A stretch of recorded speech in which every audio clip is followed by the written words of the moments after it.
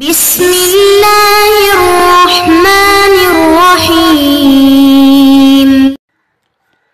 اعوذ باللہ من الشیطان الرجیم وما اوتیتم من شیء فمتاع الحیاة الدنیا وزینتها وما عند اللہ خیر وابقا افلا تعقلون۔ عزیز طلبہ اکرام، سبق نمبر 356، سورۃ قصص، آیت نمبر 60۔ یہاں آیت نمبر 60 سے تیسرا باب سورت کا شروع ہے، اور اس باب کا حاصل یہ ہے کہ وما اوتیتم من شیء، پہلی آیت کے اندر تزہید فی الدنیا کا ذکر ہے۔ اس کے بعد افمن وعدنا وعدا حسنا 61 کے اندر فرق بین اہل الدنیا و اہل الاخرہ، اس کا تذکرہ ہے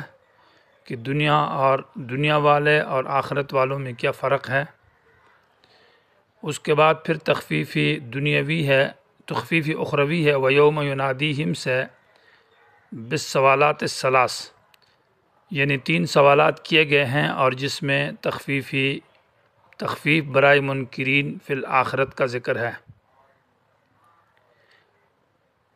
اس تخفیف کے بعد پھر دلائل عقلیہ کا ذکر ہے توحید کے اوپر، وَرَبُّكَ يَخْلُقُ مَا يَشَاءُ وَيَخْتَارُ مَا كَانَ لَهُمُ الْخِيَرَةُ، آیت نمبر 68 کے اندر۔ ان دلائل کے بعد پھر تخفیفی اخروی کا ذکر ہے، وَيَوْمَ يُنَادِيهِمْ فَيَقُولُ أَيْنَ شُرَكَائِيَ الَّذِينَ، ایک نیا انداز کے ساتھ۔ اور اس کے بعد پھر إِنَّ قَارُونَ كَانَ مِن قَوْمِ مُوسَىٰ فَبَغَىٰ عَلَيْهِمْ، آیت نمبر 76 کے اندر واقعہ پھر قارون ذکر ہے، جو کہ تخفیف دنیاوی کا نمونہ ہے کہ دنیا بیکار چیز ہے، اور دنیا فانی ہے، ختم ہونے والی ہے، اس کا کوئی فائدہ نہیں ہے۔ متاع الحیات الدنیا وزینتها، محض ظاہری زیب و زینت ہے، اور یہ کچھ بھی کام نہ آئے گی۔ جیسے کہ قارون بہت بڑا مالدار تھا اور خزانہ والا تھا، اس کے دنیا اس کے کام نہ آئی۔ اور ساتھ ساتھ یہ مسئلہ بھی ہے کہ رشتہ داری فائدہ نہیں دیتی، جیسے کہ قارون موسیٰ علیہ السلام کا چچا زاد بھائی رشتہ دار تھا، لیکن وہ رشتہ داری نہ بچا سکی۔ اس واقعے کے اندر تعریض ہے مکے والوں کے اوپر کہ آپ کی نبی علیہ السلام سے رشتہ داری ہے، یہ رشتہ داری کام نہ آئے گی، اور آپ کا مال و متاع بھی کام نہ آئے گا، جیسے کہ قارون کے یہ چیزیں کام نہ آئی۔ آخر میں امور متفرعہ کا ذکر ہے، تلک الدار الآخرۃ نجعلها للذین لا یریدون علوا فی الارض، جو رکوع ہے، اور اس میں نبی علیہ السلام کے خطابات کا ذکر ہے، جس میں مقصد تشجیع علی الدعوت ہے، دعوت کے اوپر تیزی دی جا رہی ہے۔ اور سورت کا اختتام کلمات توحید کے ساتھ ہے، وَلَا تَدْعُ مَعَ اللَّهِ إِلَٰهًا آخَرَ لَا إِلَٰهَ إِلَّا هُوَ كُلُّ شَيْءٍ هَالِكٌ إِلَّا وَجْهَهُ لَهُ الْحُكْمُ وَإِلَيْهِ تُرْجَعُونَ۔ یہ تیسرے باب کا حاصل ہے۔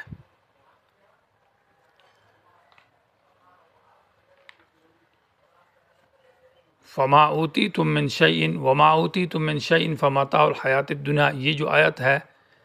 اس آیت کے اندر تزہید فی الدنیا ہے، اور تزہید فی الدنیا کا حاصل یہ ہے کہ دنیا، متاع دنیا اور آخرت کا جو ثواب ہے، اس کے اندر فرق بیان کیا جا رہا ہے کہ متاع دنیا اور اس کی جو زیب و زینت ہے، یہ عارضی چیز ہے، فانی اور ختم ہونے والی ہے، جبکہ آخرت کا ثواب وہ ہمیشہ بھی ہے، بہتر بھی اور باقی بھی ہے۔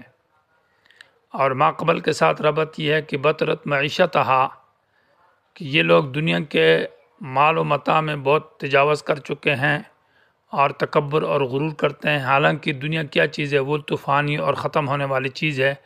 ایسی چیزوں کے اوپر ناز اور تکبر نہیں کرنا چاہیے۔ آیت کا ترجمہ وما اوتیتم، اور وہ جو تمہیں دیا گیا، من شیء، جو کچھ بھی دیا گیا ہے، چاہے وہ مال ہے، متاع ہے، دنیا کا سامان ہے، تو فمتاع الحیات الدنیا، یہ دنیاوی زندگی کا معمولی سا سامان ہے۔ متاع اس صافی یا اس کپڑے کو کہتے ہیں جو برتن صاف کرنے کے لیے، چولہا صاف کرنے کے لیے ہوتا ہے۔ وزینتها، اور یہ دنیا کی زیب و زینت ہے، ڈیکوریشن ہے، خوبصورتی ہے۔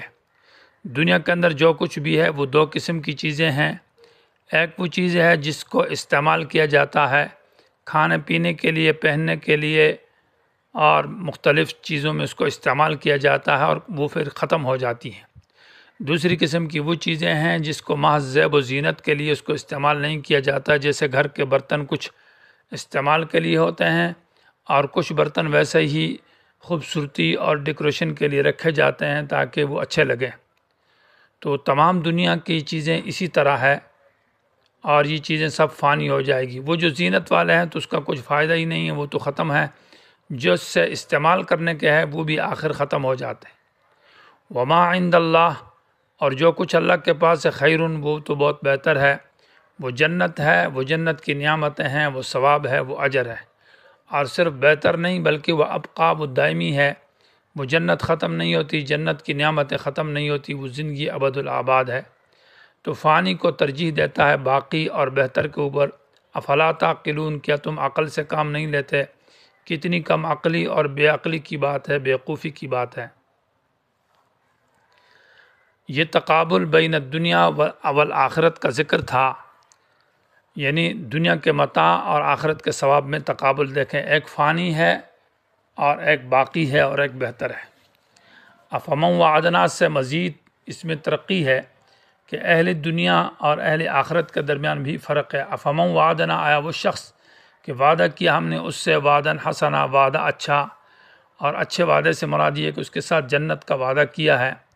جو کہ موحدین ہے، فہو لاقیہ، وہ اس وعدے سے ملاقات کرنے والے ہیں، یعنی جنت جائیں گے مومنین، موحدین، نیک لوگ، اور جنت میں پہنچ کر رہیں گے۔ کمن، کیا یہ اس آدمی کی طرح ہے، متعنا ہو، جس کو ہم نے نفع دیا، متاع الحیات دنیاوی زندگی کا معمولی نفع، مال و متاع یہ دونوں برابر ہیں، اور ثم پھر ہوا یوم القیامت من المحضرین، یہ شخص جس کو دنیا کا مال متاع اور فائدہ دیا ہے، یہ قیامت کے دن من المحضرین ان لوگوں میں سے ہوں گے جن کو عذاب میں حاضر کیا جائے۔ تو یہ دونوں برابر نہیں ہیں، یعنی من المحضرین یہاں مطلق کہا ہے کہ دنیاوی مال و متاع اس کو فائدہ دیا ہے، لیکن آخرت میں وہ ان کو حاضر کیا جائے گا، اور حاضر کیا جانے کا مطلب یہ ہے کہ اس مفعول کا صیغہ ہے، یعنی فرشتے اس کو بزور پیش کریں گے اور لائیں گے دھکا لا کر سوال اور جواب کے لیے، اور جب سوال و جواب ہوگا تو اس سوال و جواب کے بعد پھر اس کو عذاب میں ڈال دیا جائے گا، اس لیے کہ من نوقش فقد عذب، جس سے مناقشہ کیا گیا، پوچھا گیا سوال جواب، تو اس سے سزا دی گئی۔ تو جب سوال اور جواب کے لیے حاضر کیا جائے گا تو پھر اس کو جہنم میں ڈال دیا جائے گا، اس لیے من المحضرین وہ حاضر کیے جانے والوں میں سے ہوں گے۔ اور وہ جو سوال جواب کے لیے لایا جائے گا تو ان سوالات اور جوابات میں سے وَيَوْمَ يُنَادِيهِمْ، ایک سوال، یعنی تین سوالات ہیں جن کا ماقبل بعد میں تذکرہ آ رہا ہے، تو اس لیے وَيَوْمَ يُنَادِيهِمْ کا عطف کیا محضرین کے اوپر، کیونکہ حاضر سوال جواب کے لیے کیا جا رہا ہے، تو اس لیے وَيَوْمَ يُنَادِيهِمْ سے ابھی وہ سوالات کا ذکر ہے اور اس کا اسی مضمون کے اوپر عطف ہے۔ وَيَوْمَ يُنَادِيهِمْ اس کو کہتے ہیں تخفیف اخروی، اور اس میں تین سوالات ہیں۔ جس دن آواز کرے گا ان کو اللہ تبارک و تعالی، اور فیقول، پس اللہ کہے گا این شرکائی، کہاں ہے وہ میرے شرکاء، یعنی تمہارے خیال میں جن کو تم میرا شریک بناتے تھے، الذین کنتم تزعمون، جن کے بارے میں تم گمان کرتے تھے کہ یہ میرے شرکاء ہے تمہارے خیال میں۔ اور شرکاء اس لیے کہا ہے کہ یہاں جو سوال ہے ان پیروں کے بارے میں، ان مولویوں کے بارے میں، ان گمراہ سردار لیڈروں کے بارے میں جنہوں نے اپنی رعیت کو گمراہ کیا، شرک اور کفر کی طرف بلایا، اس کی طرف دعوت دی، اور غلط تقریریں، بدعات اور شرکیات کی تقریر کرتے رہے، تو یہ سوال ان کے بارے میں۔ یہ تو اللہ کے شرکاء کس طرح ہے؟ تو شرکاء فی الحکم والاطاعت مراد ہے کہ ان کا حکم مانتے تھے، ان کی اطاعت کرتے تھے، وہ جس چیز کو حلال کہتے یہ حلال سمجھتے، وہ جس کو حرام کہتے یہ حرام سمجھتے، تو یہ معنی ہے شرکاء، یہ میرے شرکاء اطاعت اور حکم میں۔ جب یہ سوال کیا جائے گا تو قال الذین حق علیہم القول، چونکہ وہ مبتدعین، وہ پیر، وہ مولوی، وہ شرکاء، وہ لیڈر وغیرہ وہاں موجود ہوں گے تو ان کو بھی حاضر کیا جائے گا، تو وہ آگے بڑھ کر بات کریں گے۔ قال الذین کہیں گے حق علیہم القول، وہ لوگ کہ پورا ہو چکا ہے ان کے اوپر القول و عذاب کا فیصلہ، یعنی متبوعین کے اوپر بھی عذاب کا فیصلہ پہلے سے ہو چکا ہوگا، تو وہ متبوعین کہیں گے جو تابعداروں کے بارے میں، اور ساتھ ساتھ اس میں تابعداروں کے اوپر وہ تعریض کریں گے اور رد کریں گے، اور یہ کہیں گے ربنا ہؤلاء الذین اغوینا، اے ہمارے پروردگار ہؤلاء یہ لوگ، یعنی جو ہمارا پیر ہے، جو ہمارے کارکن اور مرید ہے، یہ ہؤلاء سے مراد یہ مریدین اور کارکن لوگ ہیں، وہ متبوعین کہیں گے الذین اغوینا، جن کو ہم نے گمراہ کیا ہے۔ یہاں اغوینا معنی ہم نے گمراہ کیا ہے، کوئی کسی کو گمراہ تو نہیں کر سکتا، معنی یہ ہے کہ ہم نے ان کو دعوت دی تھی گمراہی کی طرف، کفر اور شرک کی طرف، یہ بات ہے۔ ہم نے ان کو دعوت دی ہے گمراہی کی طرف، شرک کی طرف، کفر کی طرف، گناہ اور معصیت کی طرف۔ اغویناہم سے اقرار کریں گے کہ ہم نے بالکل یہ کام کیا ہے، ہم نے ان کو دعوت دی ہے، اور اس کی وجہ یہ ہے کہ کما غوینا، اس لیے کہ ہم خود بھی گمراہ تھے۔ یہ کاف بمعنی لام کا ہے، یعنی کاف تعلیلیہ ہے، علت کا معنی دیتا ہے۔ اغویناہم معنی ہم نے ان کو دعوت دی ہے گمراہی کی طرف،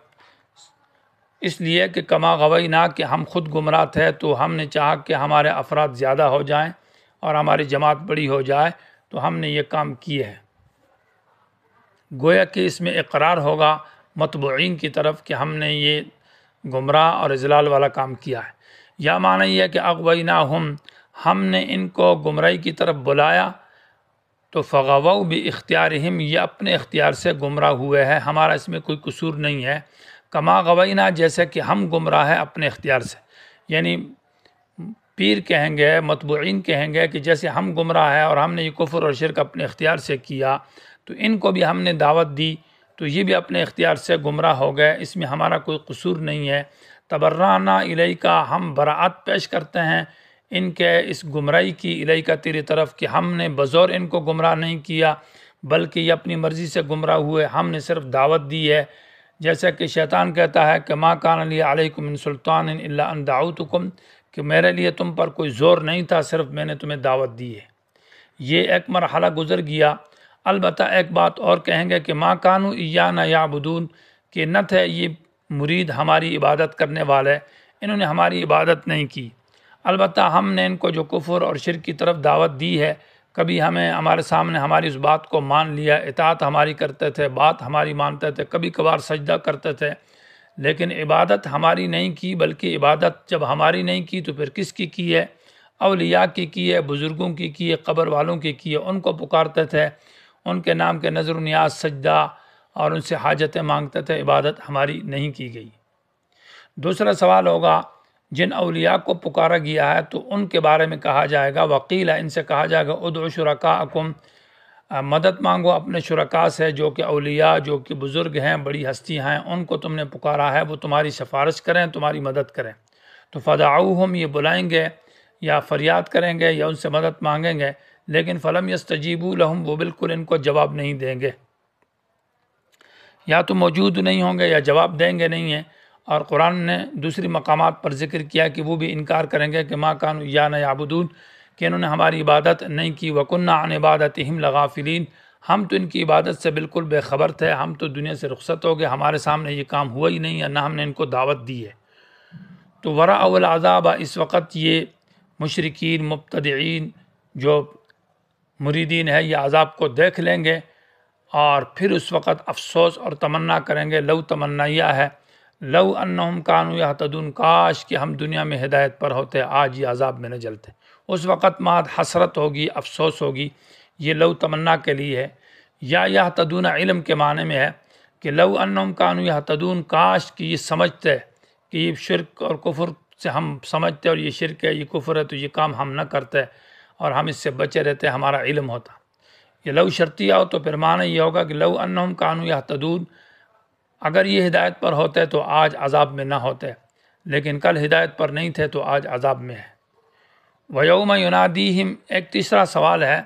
اور اس سوال کا حاصل یہ کہ توحید کے سوال کے ساتھ ساتھ اتباع رسول کے بارے میں بھی پوچھا جائے گا کہ تمہارے پاس انبیاء آئے، رسول آئے، تو کیا ان کی اتباع کی، قول میں، عمل میں، ان نے جو کچھ تمہیں بتایا اس کی تم نے پیروی کی یا نہیں کی۔ وَيَوْمَ يُنَادِيهِمْ، اور اللہ آواز دے گا ان کو، فیقول پھر اللہ کہے گا ماذا اجبتم المرسلین، کیا اجابت کی، مانا کیا جواب دیا تم نے المرسلین انبیاء کو جب انہوں نے تمہیں اپنی اتباع کی دعوت دی، اطاعت کی دعوت دی کہ ہماری تابعداری کرو، تو تم نے ان کی بات مانی، ان کا عمل اس طریقے پر زندگی گزاری یا نہ؟ تو فعمیت علیہم الانباء یومئذ، حمیت کا معنی یہ کہ چھپ جائے گی ان کے اوپر الانباء، تمام خبریں اور دلیلیں۔ جو دنیا میں انبیاء کی بات کو رد کرنے کے لیے دلائل پیش کرتے تھے، تعویلات کرتے تھے کہ یہ حدیث مضطرب ہے یا فلاں ہے، اور اپنے پیروں کے دلائل اور من گھڑت باتیں پیش کرتے تھے، وہ تمام دلائل، وہ تمام تر تعویلیں اور وہ اعتراضات، وہ شبہات جو اتباع رسول اور جو سنت کے خلاف پیش کرتے تھے، وہ سب ان پر چھپ جائیں گے۔ معنی انتہائی مبالغہ ہے کہ یہ خود اندھے ہو جائیں گے، عمو کی بجائے عمیت کہا، ان پر وہ دلائل اندھے کر دیے جائیں گے، معنی چھپا دیے جائیں گے۔ یومئذ فہم لا یتساءلون، ایک دوسرے سے دنیا میں پوچھتے تھے، وہاں ایک دوسرے سے بھی نہیں پوچھ سکیں گے، اور استاد سے بھی نہیں پوچھ سکتے۔ یہاں دنیا میں اپنے پیر سے، اپنے استاد سے پوچھتے، کچھ وہ جوابات دیتا تھا، لیکن یہ چیزیں بھی ختم ہو جائیں گی۔ فاما من تاب سے یہاں توبہ کا ذکر ہے، اصل میں یہ آیت لگتی ہے ثم هو یوم القیامت من المحضرین کے ساتھ، کہ قیامت میں ان لوگوں کو حاضر کیا جائے گا۔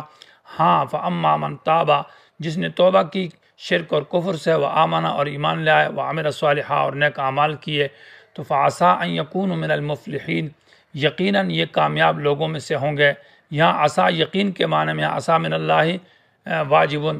تو یقیناً اور ضرور بھی ضرور یہ لوگ کامیاب لوگوں میں سے ہوں گے۔ اللہ تعالیٰ قیامت کے عذاب سے بچائے۔